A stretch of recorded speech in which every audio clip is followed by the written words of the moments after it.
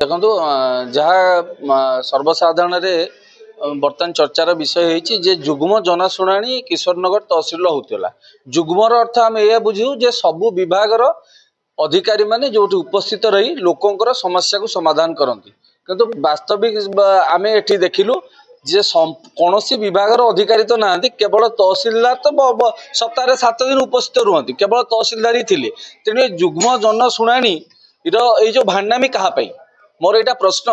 जे शह शह लोक आज फेरिकी जाऊँगी आमे भी पाखापाखि 80 भाया लोक आसी आज आमर किसी सामूहिक समस्या को नहीं प्रशासन सहित आलोचना करने को जे जुग्म जनशुणाणी 11:30 बाजिला जदि कौन विभाग अधिकारी ना जुग्म जनशुणाणी कहवा मत भी खराब लगुच जो प्रशासनिक अधिकारी माने उपस्थित रहा कथा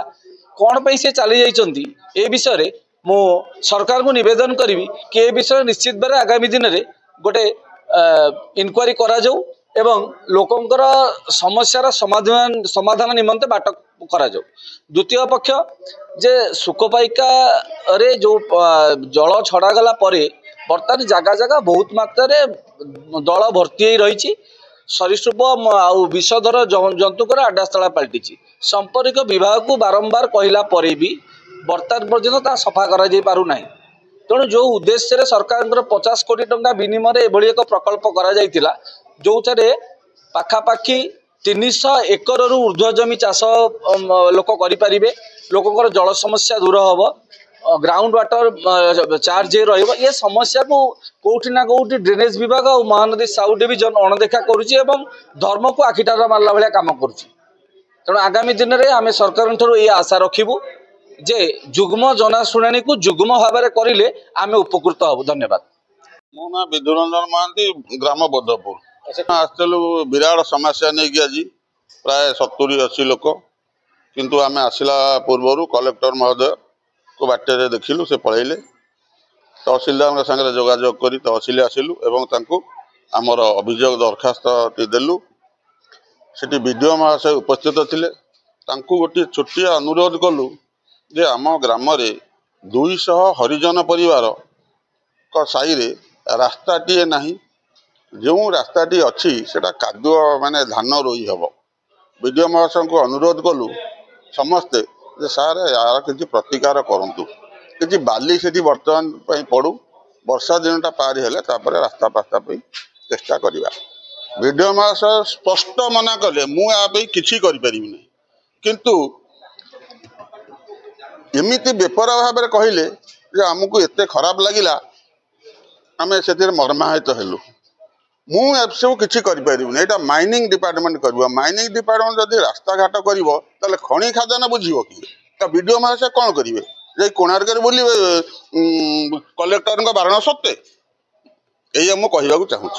सत्य जे गोटाए जाए ग्रीवांस सेवा थिला बोली आम खबर पाई किंतु आम 11:45 पहुँचलु ग्रीवांस बंद हो जाए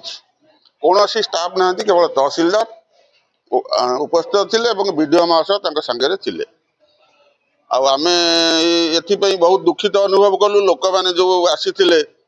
वर्तमान धान चाष टाइम रे निजर कर्म व्यवसाय छाड़ी से माने हताश ही फेरीगले कौन करा प्रशासन हाथर कथा आमे तो साधारण लोक आम कौन करूँ प्रशासन को आम अनुरोध करूँ दाबी रखुचु जो समय सी माने निर्घंट कर समय पर्यंत उपस्थित रुहतु बर कि घंटे अध घंटे अधिका रहीगले भी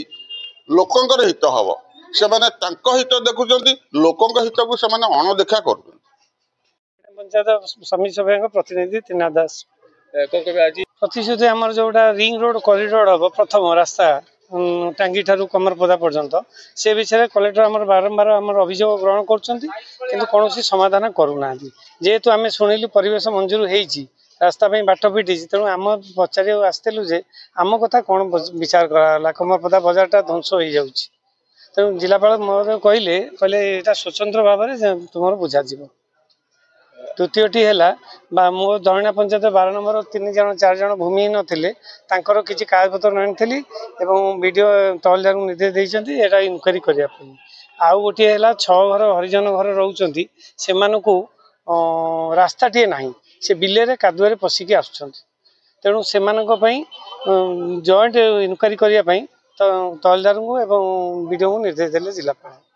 चतुर्थटी है आउची जरी जो लोक मानकर घर फाटी जाइए किसी मो पंचायत लोक आई 5 जन से अति विधवा गरीब और हरिजन लोक तेणु से तुरंत दि जाऊ बोली दाबी कर मत RI कहते इनक्वारी कर दि जाव।